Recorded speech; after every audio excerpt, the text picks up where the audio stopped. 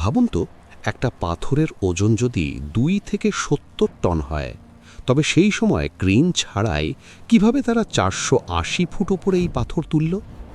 Google map আসার হাজার হাজার বছর আগে তারা পৃথিবীর ম্যাপ জানত কিভাবে?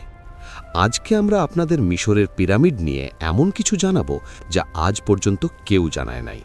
তাই শেষ পর্যন্ত দেখবেন, মিস করবেন না। ৪,৫০০ বছর ধরে মানুষের চোখের সামনে দাঁড়িয়ে আছে এক অতিকার বিস্ময়, গ্রেট পিরামিড অফ গিজা। ২৩ লক্ষ পাথরের চাই দিয়ে তৈরি এই স্থাপত্য কেবল রাজাদের সমাধি নয়, বরং এটি যেন পাথরের পাতায় লেখা এক জটিল গাণিতিক ধাঁধা।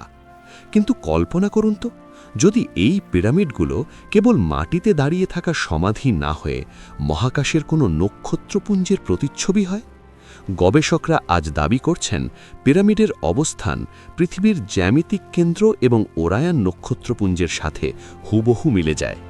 এটি কি নিছক কাকতালীয়, নাকি প্রাচীন মিশরীয়রা আমাদের অজান্তেই মহাকাশের কোনো ম্যাপ এঁকে দিয়ে গেছে?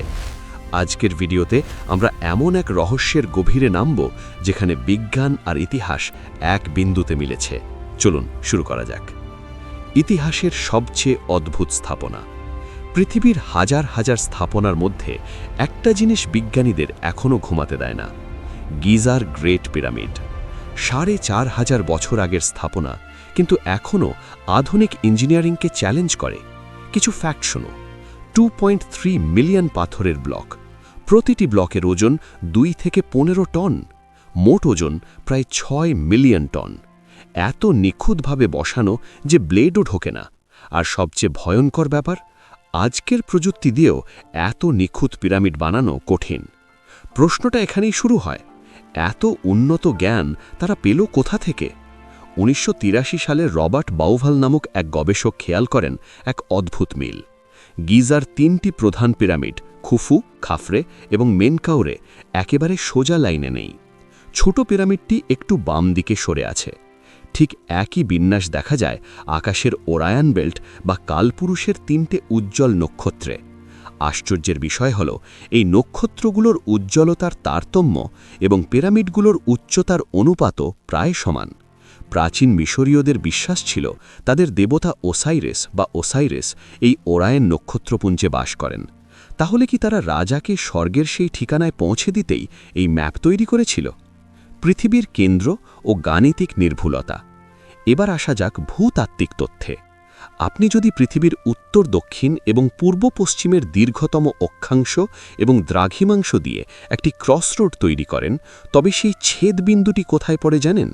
ঠিক গিজার পিরামিডের ওপর। অর্থাৎ পিরামিড হল পৃথিবীর স্থলভাগের একেবারে ভৌগোলিক কেন্দ্রবিন্দু।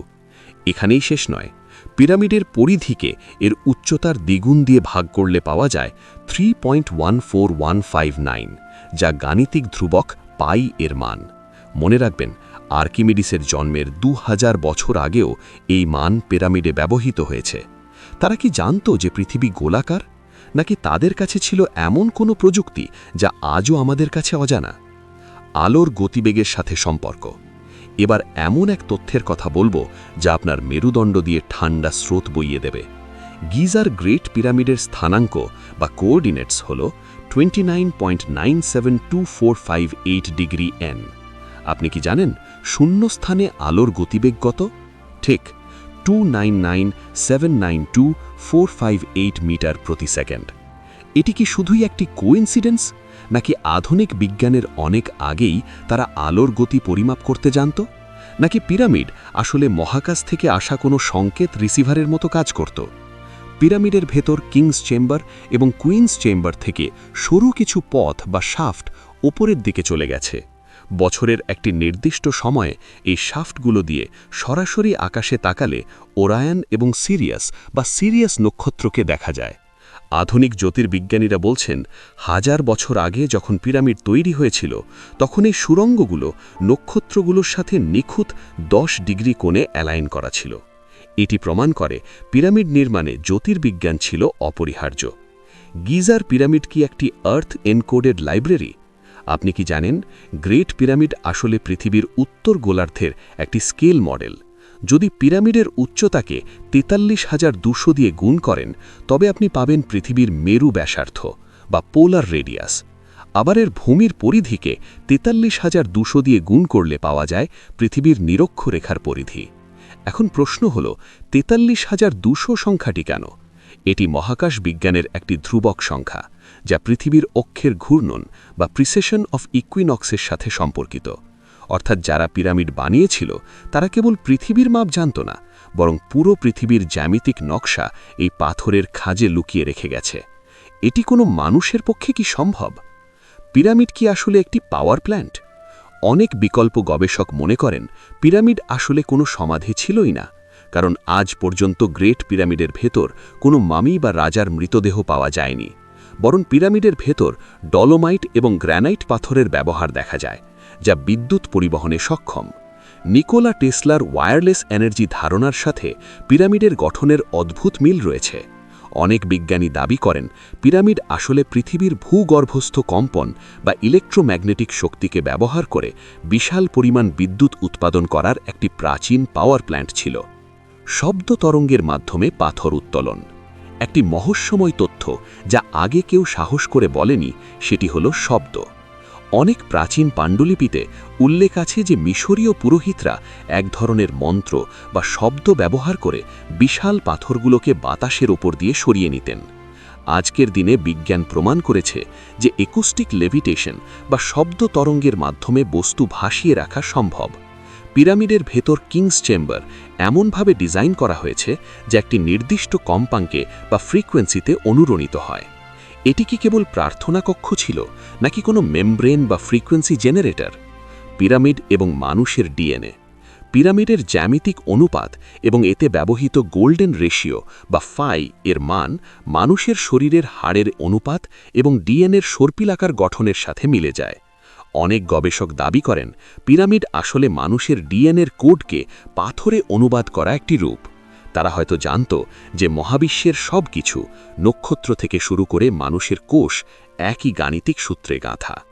পিরামিডের নিচে লুকিয়ে থাকা শহর। গ্রেট পিরামিডের নিচে এবং স্ফিংসের পায়ের নিচে এমন কিছু কক্ষ এবং সুড়ঙ্গ আবিষ্কৃত হয়েছে যা সাধারণ মানুষের চোখের আড়ালে রাখা হয়েছে। গ্রিক ঐতিহাসিক হেরোডোটাস লিখেছিলেন একটি বিশাল ল্যাবিরেন্থ বা গোলধাঁধার কথা, যেখানে ৩,০০০টি ঘর ছিল। অনেকে মনে করেন এই ভূগর্ভস্থ শহরেই লুকিয়ে আছে হল অফ রেকর্ডস, যেখানে আটলান্টিস বা অন্য কোনো উন্নত সভ্যতার সমস্ত প্রযুক্তিগত তথ্য রাখা আছে। আজও আধুনিক রাডার স্ক্যানে সেখানে বিশাল শূন্যস্থান বা ভয়েড দেখা যায়, কিন্তু মিশর সরকার সেখানে খনন কার্য করতে দেয় না। কেন এই গোপনীয়তা? ৮টি তল বিশিষ্ট পিরামিড। আমরা সবাই জানি পিরামিডের 4টি তল বা সাইড আছে, কিন্তু ড্রোন বা স্যাটেলাইট থেকে যখন একদম ওপর থেকে দেখা হয় তখন এক অবিশ্বাস্য দৃশ্য ফুটে ওঠে। আসলে গ্রেট পিরামিডের 8টি তল রয়েছে। প্রতিটি প্রধান তল মাঝখান থেকে সামান্য ভেতরের দিকে বাঁকানো, যা পিরামিডকে 8টি ভাগে বিভক্ত করে। সবচেয়ে অবাক করা বিষয় হল এই 8টি তল খালি চোখে দেখা যায় না। বছরে মাত্র 2 বার, বসন্ত এবং শরৎ বিষুবে বা ইকুইনক্সের সময়, যখন সূর্য ঠিক মাথার ওপর থাকে এবং আলো ছায়ার এক বিশেষ কোণ তৈরি হয়, কেবল তখনই এই 8টি তল স্পষ্ট হয়ে ওঠে।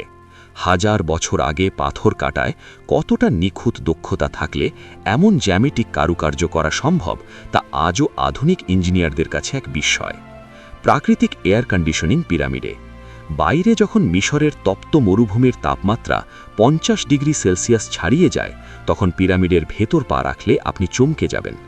পিরামিডের ভেতর তাপমাত্রা সব সময় স্থিরভাবে 20 ডিগ্রি সেলসিয়াস বা 68 ডিগ্রি ফ্যারেনহাইট থাকে। এটি ঠিক পৃথিবীর গড় তাপমাত্রার সমান। প্রাচীন মিশরীয়রা কিভাবে কোনো বিদ্যুৎ বা আধুনিক প্রযুক্তি ছাড়াই 23 লক্ষ পাথরের স্তূপের মাঝে এমন এক নিখুঁত থার্মাল স্টেবিলিটি বা প্রাকৃতিক এয়ার কন্ডিশনিং সিস্টেম তৈরি করেছিল, তা আজও স্থপতিদের গবেষণার বিষয়। নর্থ পোলের সাথে নিখুঁত অ্যালাইনমেন্ট। আধুনিক কম্পাস আবিষ্কারের হাজার বছর আগে মিশরীয়রা কিভাবে উত্তর দিক চিনত? গ্রেট পিরামিড পৃথিবীর ট্রু নর্থ বা প্রকৃত উত্তর মেরুর দিকে মুখ করে দাঁড়িয়ে আছে, মাত্র 0.05 ডিগ্রি বিচ্যুতি নিয়ে। আজকের আধুনিক লেজার প্রযুক্তি ব্যবহার করে তৈরি করা বড় বড় দালানও এতটা নিখুঁত হয় না।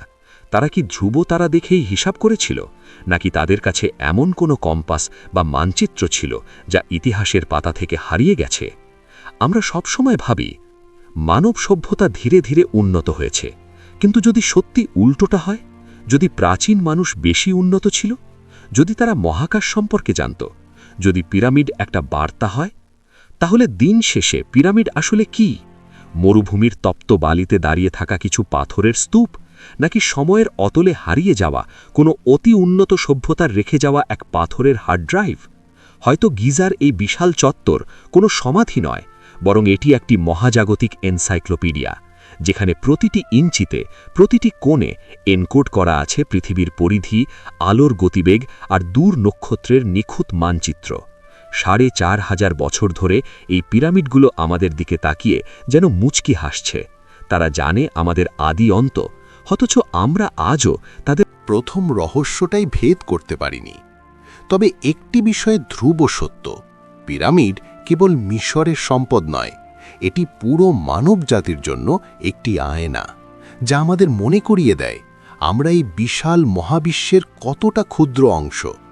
অথচ আমাদের পূর্বপুরুষরা জানতেন আকাশের ওই অসীম নীলিমার গোপন সব ভাষা। এখন আপনার কাছে আমার প্রশ্ন, আপনার মন কি বলে? পিরামিড কি মহাকাশ থেকে আসা কোনো বার্তার ম্যাপ, নাকি এটি মানুষের তৈরি এমন এক স্থাপত্য যা বিজ্ঞানকেও হার মানায়? আপনার সেই অদ্ভুত বা রোমাঞ্চকর ভাবনাটি কমেন্টে শেয়ার করতে ভুলবেন না। আপনার প্রতিটি কমেন্ট আমাদের এই রহস্যের আরও গভীরে নিয়ে যায়। দেখা হবে পরের ভিডিওতে আরও বড় কোনো সত্যের সন্ধানে।